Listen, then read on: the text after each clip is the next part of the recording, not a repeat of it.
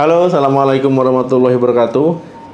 ISK ataupun infeksi saluran kemih, ya ini dimana ketika saluran kemih itu mengalami infeksi ya, baik di kandung kemihnya, ya bisa di saluran kemih ke luar, ya ataupun saluran kemih yang menghubungkan kandung kemih dan ginjal ya, ataupun ginjal itu sendiri.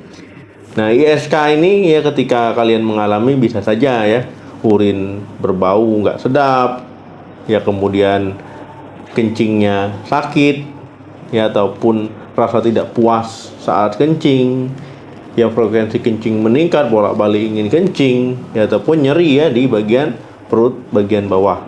Mungkin kalian tidak tahu ya ada kebiasaan sehari-hari yang menjadi pemicu ataupun penyebab kalian mengalami infeksi saluran kemih. Yang pertama, kurang minum. Siapa di sini yang malas minum ya ataupun jarang minum ya, khususnya minum air putih ya.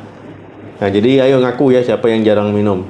Nah, minum ini idealnya itu 8 gelas ya ataupun 2 liter.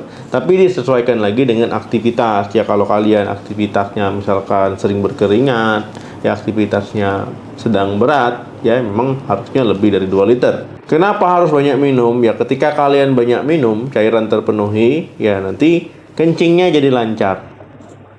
Yaitu kencing ini juga cara untuk membuang bakteri ya di saluran kemih kita. Jadi jangan hanya minum kopi, minum teh. Ya kopi dan teh ini termasuk minuman berkafein ya. Jadi dia asam ya. Dia bisa mengiritasi saluran kemih kita ataupun saluran kencing.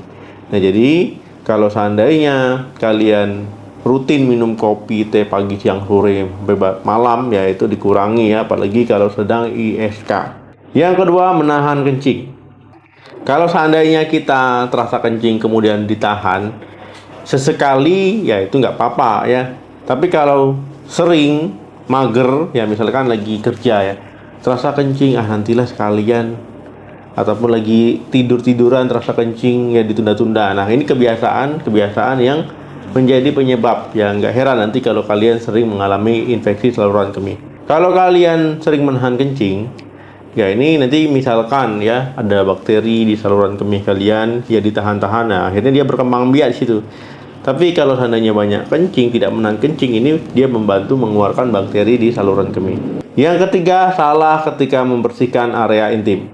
Nah, ini biasanya pada wanita ya, salah membersihkan ya area intimnya. Misalkan ketika habis BAB, ya ini dia menyeka ya anusnya itu dari belakang ke depan. Ya, jadi bakteri E. coli tadi ya itu bisa nanti ke saluran kemih akhirnya.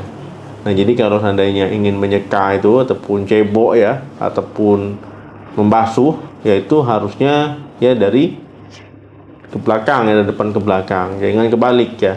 Karena memang penyebab terbanyak ISK itu bakteri E. coli. Apalagi kalau seandainya kalian sedang diare ya. Ini juga harus lebih ekstra hati-hati karena kalian kadang tidak bisa mengontrol BAB-nya. Ya, ini bisa meningkatkan risiko kalian terkena ISK. Nah, apalagi pada wanita, ini kan saluran kencingnya itu lebih pendek dibandingkan laki-laki. Jadi lebih mudah berisiko mengalami ISK ya ketimbang laki-laki. Tapi bukan berarti laki-laki tidak pernah kena ataupun tidak bisa kena, tetap bisa juga. Yang keempat, tidak BAK setelah berhubungan intim. Nah, jadi baik laki-laki maupun perempuan ya, sebaiknya aturannya ya setelah berhubungan suami istri yaitu buang air kecil dulu ya di kamar mandi, ya dibilas, dibasuh, dikeringkan baru ya tidur, jangan langsung tidur.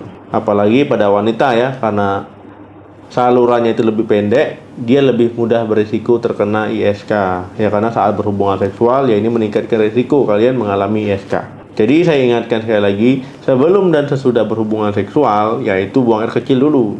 Kan nggak lama ya, paling sekitar 5 menit sambil membersihkannya. 5 produk kewanitaan berpewangi.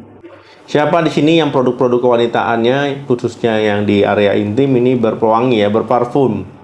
Ya memang enak ya aromanya, tapi ini nggak bagus. Kenapa? Karena bisa mengganggu pH dari vagina. Ya baik sabun, baik produk perawatan area intim.